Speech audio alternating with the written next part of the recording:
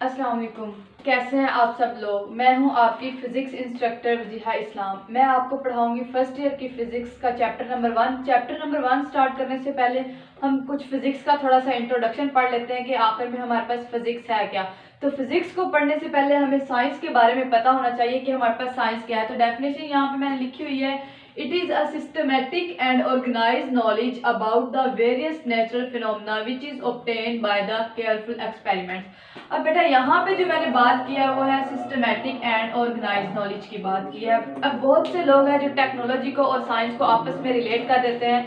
बेटा ये एक चीज़ नहीं है, बल्कि ये दोनों डिफरेंट चीज़ें हैं। अब हम किसी भी चीज़ के ऊपर साइंस के लॉज वगैरह यूज़ करके जो चीज़ हम हासिल करते हैं, जिनका रिजल्ट हमारे पास आता है, वो किस में आता है, टेक्नोलॉजी में आता है। वो हमारे पास क्या आ जाती है, टेक्नोलॉजी आ जाती है। अब साइंस क्या होती है, साइंस अब हमारे इर्द गिर्द नेचर के बहुत से वंडर्स मौजूद हैं। इंसान सदियों से इन वंडर्स के बारे में डिस्कस मतलब नॉलेज इकट्ठा करता हुआ आ रहा है। इसने नॉलेज कहाँ से इकट्ठा किया, ऑब्जर्वेशन एंड एक्सपेरिमेंटेशन की मदद से इसने किया इकट्ठा।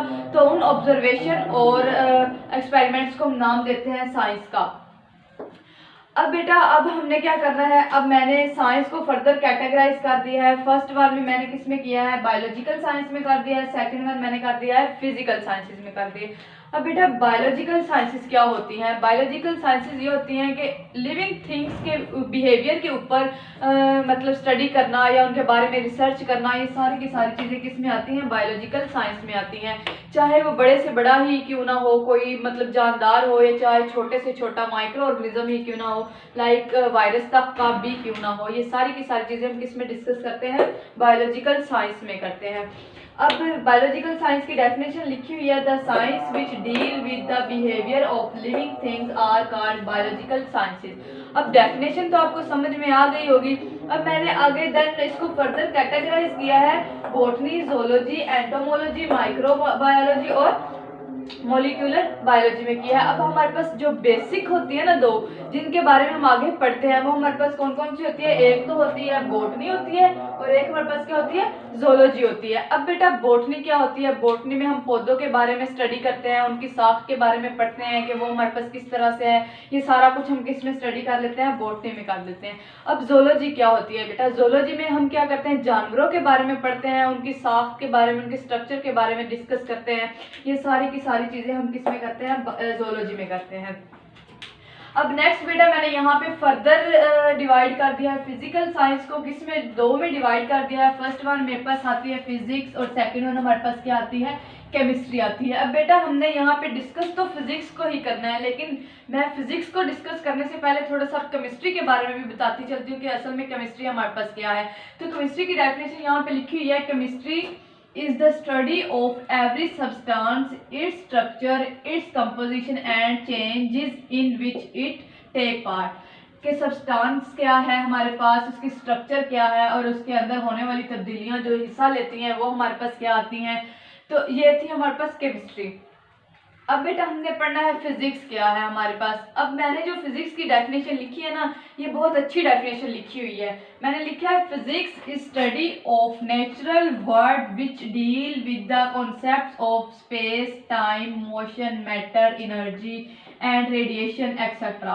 अब जो ये डेफिनेशन लिखी हुई है ना, ये प्रॉपर डेफिनेशन है फिजिक्स की। आपने ट्रेडिशनल डेफिनेशन पढ़ी होगी, द ब्रांच ऑफ स्टडी या the branch of physics which deal the study of matter and energy conversion, मतलब मैटर को एनर्जी में कन्वर्ट करना, एनर्जी को मैटर में कन्वर्ट करना, इसको आपने कहा था ये फिजिक्स है।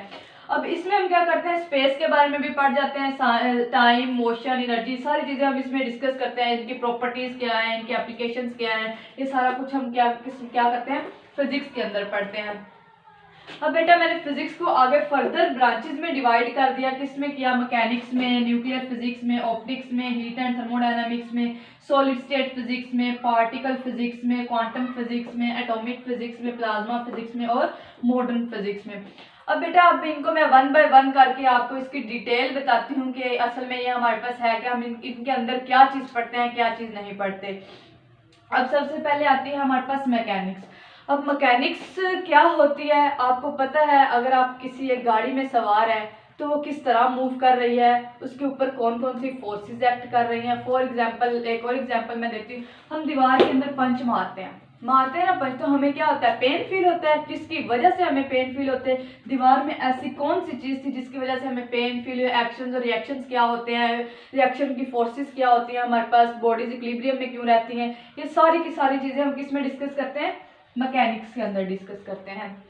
देन हमारे पास आती है न्यूक्लियर फिजिक्स। अब न्यूक्लियर फिजिक्स में क्या होता है, आपको पता है न्यूक्लियर फिजिक्स में एटम्स होते हैं, न्यूक्लियस होते हैं। अगर हम उनके न्यूक्लियस के साथ कोई छेड़खानी करते हैं तो हमारे पास क्या होता है, फॉर एग्जांपल हम क्या करते हैं, नंबर ऑफ न्यूट्रॉन और नंबर ऑफ प्रोटॉन को हम क्या करते हैं, चेंज करते हैं। तो हमारे पास दो तरह के रिएक्शंस आते हैं। कौन कौन से आते हैं, एक फिशन रिएक्शन होता है और एक फ्यूजन रिएक्शंस होते हैं। अब इन दोनों रिएक्शंस को अगर हम इनका अच्छा यूज़ करें तो हमारे पास ये इंसानियत की भलाई के लिए भी यूज़ हो सकते हैं। अगर हम इनका मिसयूज़ करें तो फिर क्या होता है, आपको पता है हमारे सामने आजकल एटम बॉम्ब मौजूद है, हाइड्रोजन एटम की शक्ल में मौजूद है। तो ये सारी की सारी स्टडी हम किस में करते हैं, न्यूक्लियर फिजिक्स के अंदर करते हैं। देन बेटा हमारे पास आते हैं ऑप्टिक्स। अब ऑप्टिक्स क्या होते हैं, ऑप्टिक्स की भी टू टाइप्स होती हैं। एक हमारे पास फिजिकल ऑप्टिक्स होते हैं, एक हमारे पास ज्योमेट्रिकल ऑप्टिक्स होते हैं। अब बेटा मतलब ऑप्टिक्स हमने क्या किया, हमने लेंस बनाए हैं, हमने माइक्रोस्कोप बनाई है, चांद या सूरज को देखने के लिए हमने क्या बनाई है, टेलीस्कोप बनाई है। ये सारी की सारी स्टडी हम किस में करते हैं, ऑप्टिक्स के अंदर करते हैं। उसके बाद हमारे पास आती है हीट एंड थर्मोडायनामिक्स के। हीट हमारे पास है क्या, इसके अंदर हम क्या करते हैं, हमने इंजन बनाए हैं, आपने देखा है हमने इंजन बनाए हैं। और उसके बाद फर्स्ट लॉ ऑफ थर्मोडायनामिक्स क्या है, सेकंड लॉ ऑफ थर्मोडायनामिक्स हमारे पास क्या आता है। ये सारी की सारी स्टडी हम किस में करते हैं, हीट एंड थर्मोडायनामिक्स में करते हैं। अब हमारे पास आते हैं सॉलिड्स। अब आपको पता है मैटर की स्टेट के बारे में, तो आपको पता है कि मैटर की स्टेट क्या होती है। हर सॉलिड का स्ट्रक्चर अलग होता है और डिफरेंट सॉलिड्स होते हैं और उनके डिफरेंट स्ट्रक्चर्स होते हैं। उन स्ट्रक्चर्स के बारे में पढ़ना, उनकी स्टडी करना, ये सब का सब हम किस में करते हैं, सॉलिड स्टेट फिजिक्स के अंदर करते हैं। उसके बाद हमारे पास आती है पार्टिकल फिजिक्स। अब पार्टिकल फिजिक्स में क्या होता है हमारे पास, इसमें हम क्या करते हैं, इसके अंदर एलिमेंट्री पार्टिकल होते हैं, लाइक इलेक्ट्रॉन प्रोटॉन न्यूट्रॉन होते हैं हमारे पास। हम इनके बिहेवियर को देखते हैं और उसके बाद इसके न्यूक्लियस के अंदर ये किस तरह से रहते हैं और इनकी मोशंस क्या होती होंगी न्यूक्लियस के अंदर।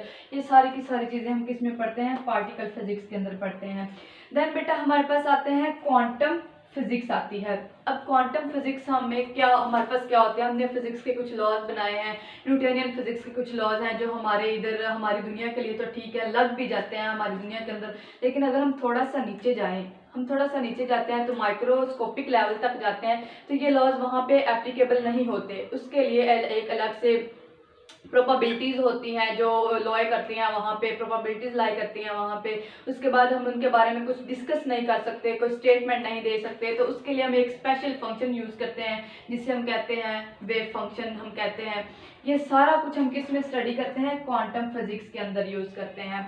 उसके बाद बेटा हमारे पास आते हैं एटॉमिक फिजिक्स आती है। अब बेटा एटॉमिक फिजिक्स क्या होती है कि इसके अंदर क्या होते हैं, एटम्स के अंदर हम इसके बारे में सारा देखते हैं, न्यूक्लियस वगैरह होता है इसमें। ये सारी चीज़ें हम किस में करते हैं, एटॉमिक फिजिक्स के अंदर करते हैं। देन हमारे पास आती है प्लाज्मा फिजिक्स। अब बेटा प्लाज्मा फिजिक्स क्या होता है, आपको पता है कि हमारे पास 4 स्टेट्स होती हैं। First one solid, liquid, gas होती है और फोर्थ वन हमारे पास क्या आती है, प्लाज्मा फिजिक्स आती है।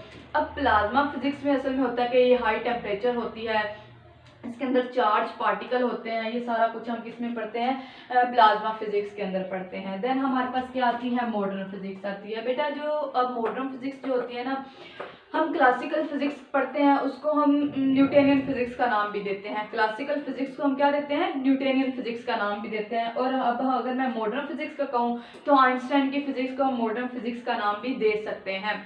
अब आइंस्टाइन ने वो सारी चीज़ें बहुत अच्छे से मतलब बयान की as compare to Newtonian physics के।